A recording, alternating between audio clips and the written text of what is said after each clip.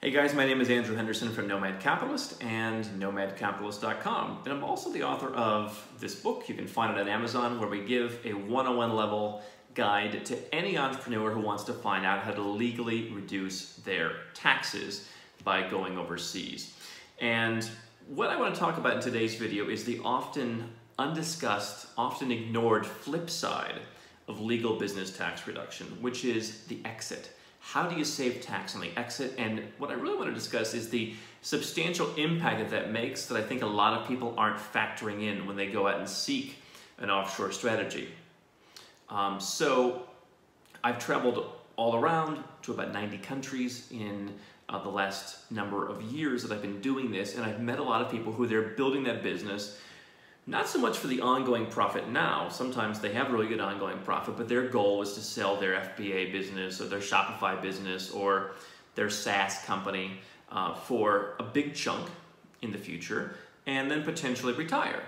Now, as any of us who are entrepreneurs know, I've run a number of businesses, I've sold some, and you never really want to retire for the most part, but you want to do something else. Maybe you want to do investments, maybe you want to do venture, maybe you want to just become a real estate investor, maybe you want to spend more time with your family.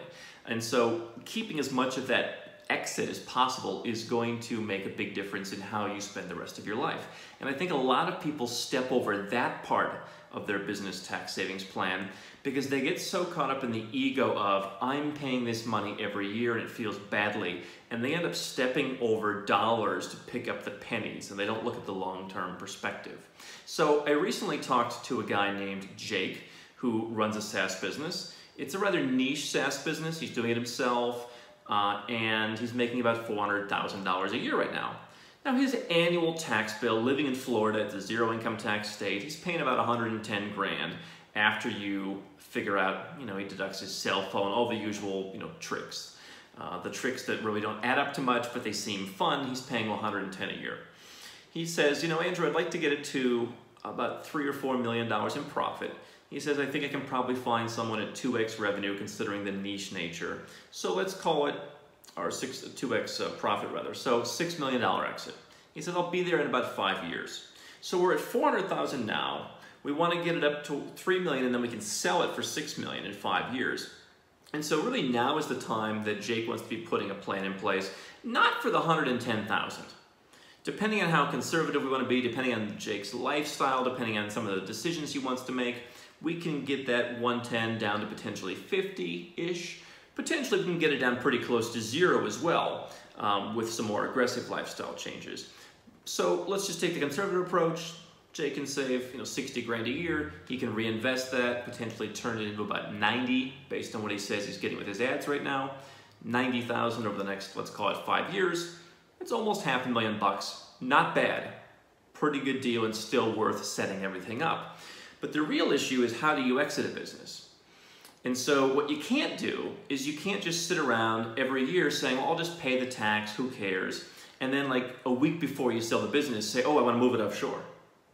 If you have intellectual property, Jake is working on putting together some trademarks and stuff like that. If you have IP, where that's domiciled could be very important. Where are the workers? How does the entire company run? Where is it run from?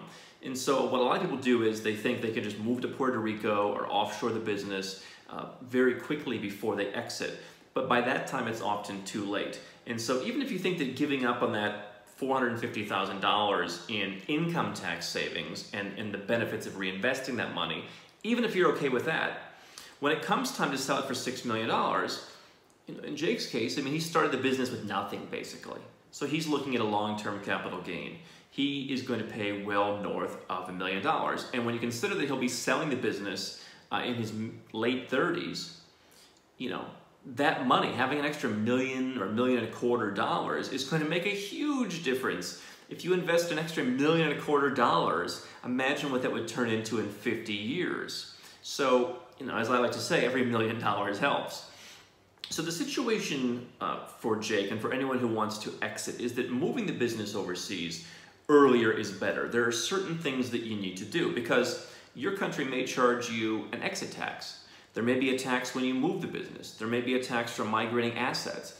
Every business is different, but it's a lot easier to say, hey, I've got a business that right now is worth $750,000, and we can move that. Maybe we have a few taxes to pay, and then you keep growing the business overseas, and you get to keep that spread. So what people think is, I'll just come back to it later, but they end up missing out on a lot of tax savings. And so there's two ways to look at this. There's the camp of, I'm only focused on the income tax savings because, again, sometimes I think people get into the ego of it. I don't want to pay that money. It frustrates me. Hey, brother, I feel you. But we need to look at the big picture.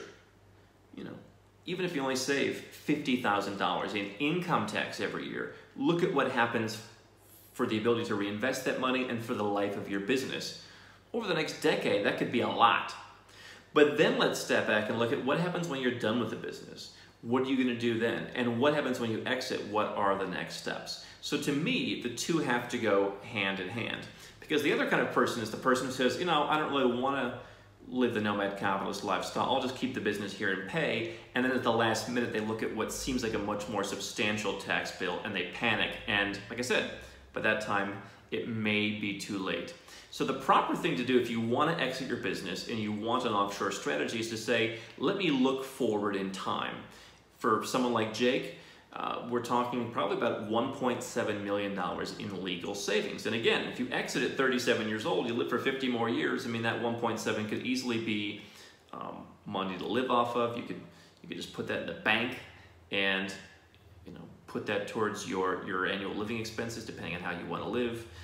You could be reinvesting that. That could potentially be many, many, many millions of dollars in the future. So definitely something to keep in mind if you're planning to exit your business. You want to be smart. You want to plan in advance. You don't want to leave things to chance or wait till the last minute.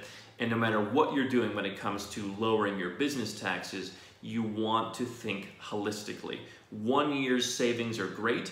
Generally, I look at, how can we spend between 1 and 6 months of what it costs you in terms of your bill. How can we spend that 1 to 6 months so that you're getting an ROI that's 200, 100% potentially. You're turning your money over very quickly. But the reality is, you get to keep enjoying those savings every year for as long as you're in the business. And one day it's going to be a big chunk that's going to hit you over the head like a 2x4, and you want to make sure that you've set things up in advance.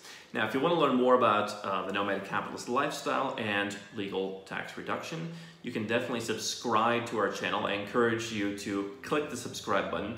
I'd like to hear your feedback, so definitely make sure to leave a comment.